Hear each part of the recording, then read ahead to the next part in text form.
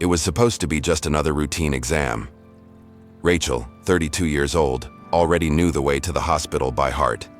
She had learned to live with needles, charts, and on-call doctors since she was 26, when she was diagnosed with a rare autoimmune disease. At first, she thought she could live a normal life. A shot here, a pill there, a few treatment sessions, and everything would be under control. But the disease was tricky. It attacked in silence, in unpredictable flare-ups, as if it chose the worst moments to return. And that morning, while waiting for the results of yet another scan, Rachel heard a phrase from the doctor that shattered her world from within. "Your system is collapsing. We'll need to admit you indefinitely." She tried to smile, pretended to take the news with calm. But inside, everything hurt. Her soul, her body, her postponed dreams. How long? She thought without saying a word. Her eyes fixed on the white wall, her heart begging for a sign that she wasn't alone in that invisible battle. The admission was fast. Bed 9B was already waiting, with white sheets and a strong smell of disinfectant. Rachel knew the days ahead would be tough, but she didn't expect the loneliness to be so brutal. Her parents lived in another state.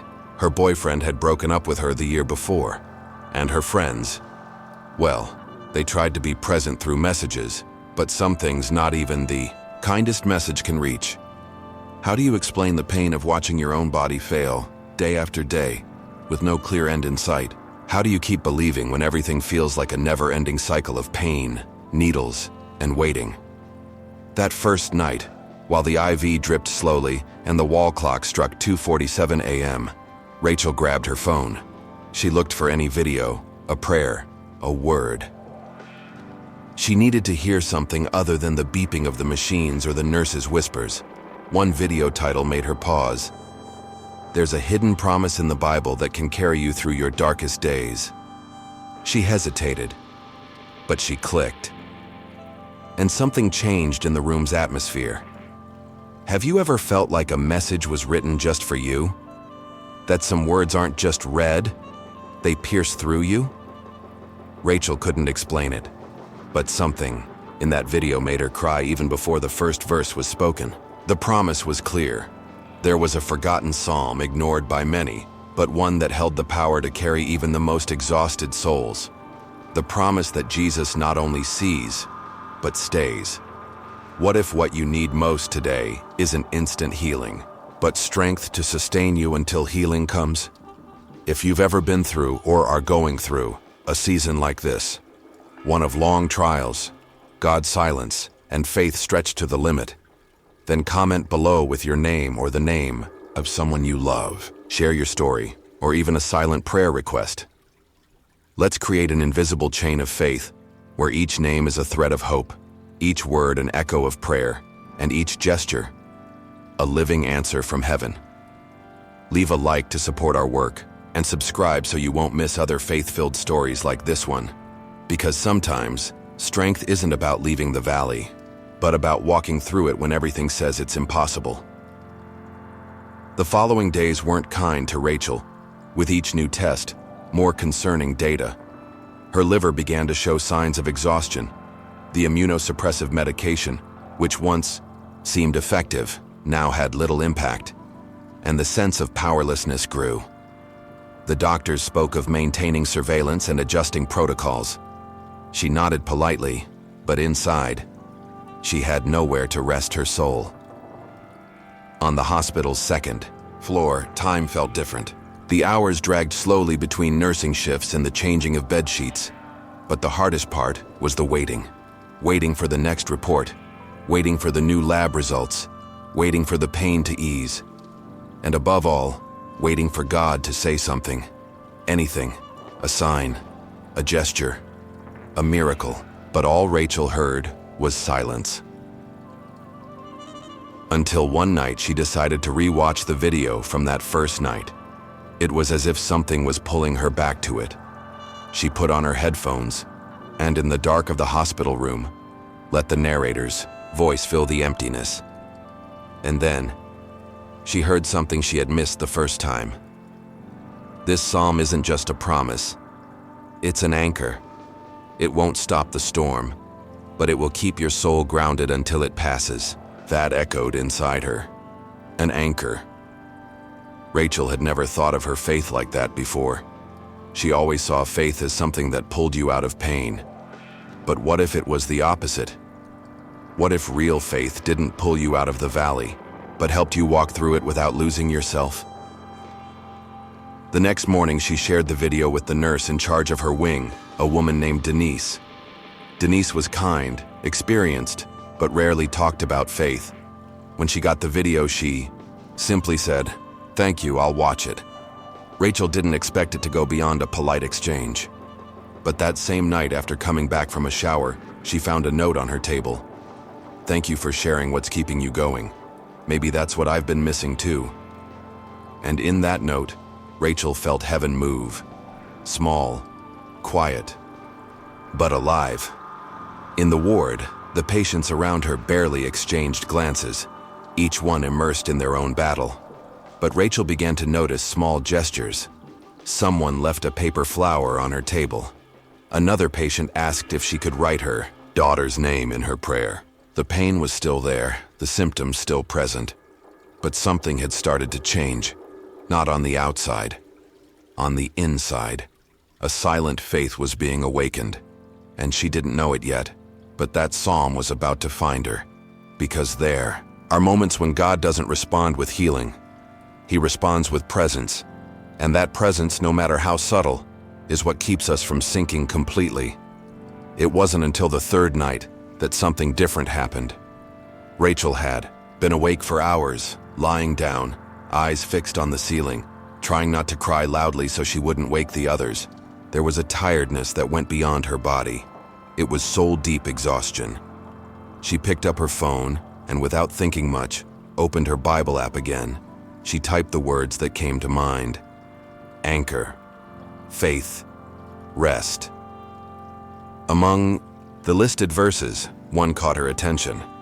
It was simple, short, but something about it sparked a curiosity inside her. She clicked, and then her eyes stopped on the words of Psalm 125. Those who trust in the Lord are like Mount Zion, which cannot be shaken but endures forever. Rachel held her breath. She read it again and again. Every word felt hand-picked for that very moment. Cannot be shaken, endures. It was as if someone had waited all night just to show her those lines. A forgotten psalm, short, rarely mentioned, but it poured over her wounded soul like balm. It wasn't a promise of healing. It was a promise of remaining, of steadiness in the chaos, of being upheld when everything collapses. It was exactly what she needed. Not a way out, but solid ground. She sat up in bed, pillow in her lap, and began writing in her phone's notepad. She copied the psalm. Then, she wrote a prayer based on it. Something simple, like talking to a friend. Lord, let me endure. Let me not be shaken. Even if my body weakens, even if the news isn't good, even if the waiting drains me, don't let me lose this ground I've found now. And in that moment, something within her stabilized. It wasn't an instant miracle, but it was an unexpected peace. The next morning, Rachel printed the psalm with the help of a hospital volunteer and taped it to the wall of her room. She wrote underneath, "You are not alone." When the medical team entered, they noticed. Some read it, others just smiled, but all of them realized something about that patient had changed. She no longer spoke like someone desperately waiting for a miracle. She spoke like someone who had found a rock to stand on, even in the middle of turbulent waters. And when a nurse asked what that psalm meant to her, Rachel replied, "It's a reminder that I may not overcome the storm, but I won't drown." What if the promise that sustains you on your hardest days isn't one of immediate relief, but of continuous strength? What if the real miracle is staying firm, even when everything says it's impossible? The news of the new flare-up hit like a bomb. Rachel had to be isolated again. The fever spiked. The symptoms returned. The medical team couldn't hide their concern. But Rachel wasn't the same anymore. Even with chills, joint pain, and the exhausting routine of medications, she always returned to the same place. That psalm, taped to the wall. That's where she looked as the IV dripped. That was the text she whispered when she was too weak to pray. Those who trust in the Lord are like Mount Zion, which cannot be shaken but endures. Each repetition was like another brick in the fortress she was building inside herself. Other patients started to notice. An elderly woman with gray hair hospitalized beside her asked one night, "Do you really believe that helps?" Rachel didn't respond with theory. She simply said, "When I read that psalm, I felt like God was holding me, like he was saying, even if everything gets worse, you won't fall." The woman said nothing. The next morning, she asked for a copy of the text. Rachel wrote it by hand. And so, the psalm started passing from bed to bed, like a small flame lighting other candles. The following days were hard, invasive tests, adverse reactions, uncomfortable silences from the doctors.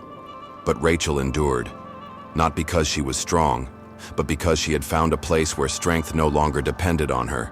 She was upheld by something unseen, something only felt. A constant presence, a stillness that made no noise but held everything together. On the hardest night, when she was nearly transferred to the ICU, Rachel had a severe pain episode. She cried loudly, feeling her body give in. But even then, between one tear and another, she whispered softly, "Not shaken, endures, not shaken." A nurse held her hand and said, "You're teaching me how to have faith." Rachel could barely respond, but inside her, something remained unshaken. Like the mountain, like the promise. What if the miracle isn't at the end of the pain, but in the ability to keep going through it? What if the deepest healing is knowing that even in your fragility, you didn't fall? As the weeks passed, something extraordinary began to happen. Signs of improvement, though slow, started to appear. Rachel woke up with a bit more energy. Her lab results showed a slight decrease in inflammatory markers. The medical team didn't celebrate. It was still early, but she already knew. This wasn't just clinical progress. It was an inner rebirth. Something had shifted in the way she faced pain, fear, and solitude. Not everything was fine, but she knew she was no longer alone in the storm. And that changed everything. With every small step, she reminded herself, "Will not be shaken, endures." One morning, waking up earlier than usual, Rachel saw a note placed under her breakfast tray. It was handwritten, with simple lettering. "Your silence has strengthened me. Thank you for sharing your faith." She never found out who wrote it, but that gesture was like a mirror. Someone was being upheld by what she herself had received. And in that quiet moment, Rachel understood.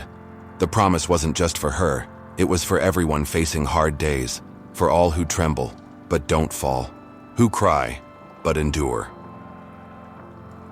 The following Sunday, the hospital allowed a few patients to join a small gathering in the garden. Rachel went, wearing a mask and sitting in a wheelchair. Under the soft morning sun, she took a deep breath, closed her eyes, and prayed. She didn't ask for anything, she just gave thanks. And when she finished, she whispered to herself, "Even on the hardest days, the Lord held me." It was as if that promise from Jesus, "Do not be afraid," had stopped being a distant phrase and had become a real, tangible presence that lived in her days and nights. She asked someone to print out copies of Psalm 125. She folded each one and quietly left them in the hospital corridors, in the cafeteria, at the reception desk. She didn't write her name, left no signature, only a small title at the top of each sheet, "For those who need to endure." And in that silent act, Rachel turned her pain into comfort, her faith into a bridge, her story into a living promise.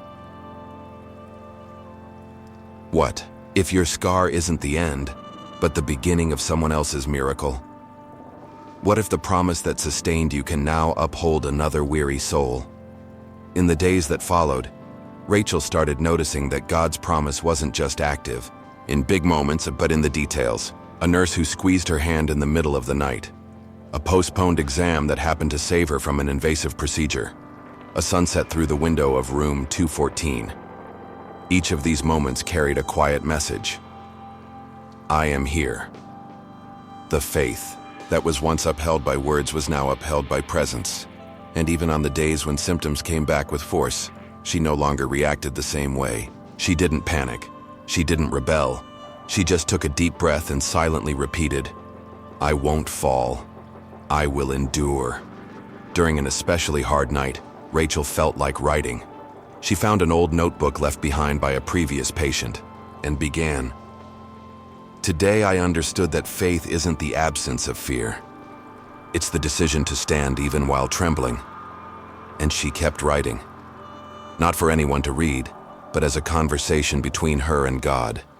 She recorded the promises that touched her heart, the prayers that came out like sighs, and at the bottom of the page she wrote in big letters, Psalm 125, my secret fortress, as if sealing a covenant between her wounded heart and the living promise she found in Scripture.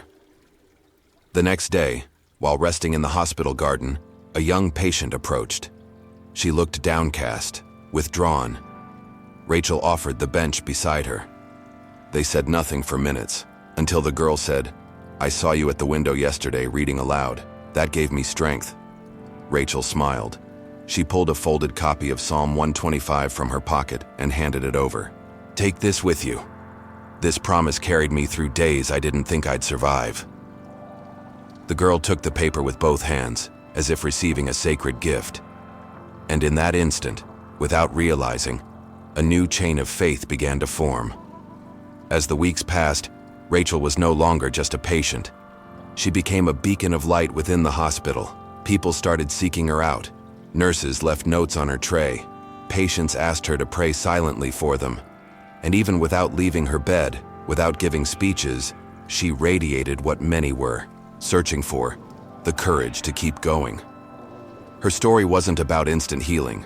It was about daily endurance, about hope that renews with every breath, about a do not be afraid that stopped being theory and became testimony. On her, last night before being discharged, Rachel asked to be taken to the hospital's small chapel. She sat there in silence and holding the page with Psalm 125 in her hands, prayed the same prayer I now share with you. Lord, for the one standing on the edge, sustain them. For the one who no longer knows what to do, remain with them. For the one who believes faith is only for the strong, show them that even trembling, it's possible not to fall. May this promise be fulfilled in everyone who made it this far, that they will not be shaken, that they will be protected, that they will be remembered, and when everything feels too heavy, may your presence be their strength. Amen. Rachel stayed there for several minutes, even after finishing the prayer. The morning light began to filter through the chapel windows, casting soft shadows on the floor. It was a new day, but she knew something had shifted inside her. For the first time since the diagnosis, she didn't just feel fear or exhaustion, she felt purpose. And with that purpose came an unexpected impulse to leave something behind. Something that might reach others who, like her, stepped into that little chapel looking for air when everything around them felt suffocating. She stood slowly, took out an old notebook she used as a journal, tore out a page, and began to write. The words weren't planned, they just flowed, as if they'd been waiting a long time to be spoken. If you're reading this, maybe you're tired too. Maybe you're trying to be strong for someone. Maybe, like me, you're afraid of losing. But I want to tell you something that changed everything for me. God sees you, even when no one else does. Even when the world says there's no way out, there's a hidden promise in the Word. A short psalm, forgotten by many, but one that found me when I was about to collapse. It's Psalm 125. Read it, out loud. Even if your voice shakes, it won't remove your pain instantly, but it will remind you that you're not alone, and that is a beginning. With trembling hands, Rachel finished the note. She took the page where she had copied the psalm and taped it together with the letter using a small piece of tape she found in the chapel. She placed it discreetly on the backrest of one of the benches, like someone planting a silent seed in sacred ground. As she left, she didn't look back. She simply whispered, "May it find who needs it." And what about you? Have you ever thought that what hurt you might become the bridge that heals someone else? Because sometimes, when you think you're just trying to survive, God is already using you to save another life. That same afternoon, something unusual happened. A woman Rachel didn't know walked into the chapel, looking around like someone, seeking silence, or maybe refuge. Her eyes were red, her body hunched, as if the weight of the world had folded her hope. When she sat down, she noticed the note taped to the bench. She read it slowly, holding the page with both hands. When she reached the end, her eyes filled with tears. And when she read Psalm 125 just beneath it, she let out a sigh that seemed to carry weeks of repressed pain. She stayed there for long, minutes, pressing the page to her chest as if that paper held not just words but a living fragment of peace. At the reception area, Rachel barely noticed time passing. Her husband had been taken for another round of tests, and she kept herself busy organizing her bag, replying to family messages, and trying to keep her mind occupied. That's when a nurse quietly approached, holding a folded sheet in her hands. It was the note. She smiled but said nothing, only handed the note back to Rachel, along with a small handwritten message. "Thank you. This promise found me too." That touched Rachel in a deep way. She didn't know who the woman was, didn't know if she was a patient or a visitor. But in that moment, Rachel understood. The promise sustaining her soul was now overflowing into other lives, and maybe that's exactly what God expects from you. That the promise holding you today becomes someone else's miracle tomorrow. Because when love is shared, it doesn't diminish. It multiplies, like the flame of a candle that when it lights another doesn't lose its fire. It just shines brighter. And now, if this word spoke to you, write in the comments the name of the person you carry in your heart. It could be you. It could be someone you love. Share your story, your prayer, your pain. Let's form a living chain of faith, where each name is like a whisper that rises to heaven, where every comment is a flame in the darkness, and where every testimony becomes the promise that will hold another heart steady. Because sometimes the greatest strength is not in overcoming, but in standing firm, even when everything around you trembles. And in that very place, Jesus still says, "Do not be afraid. I am with you."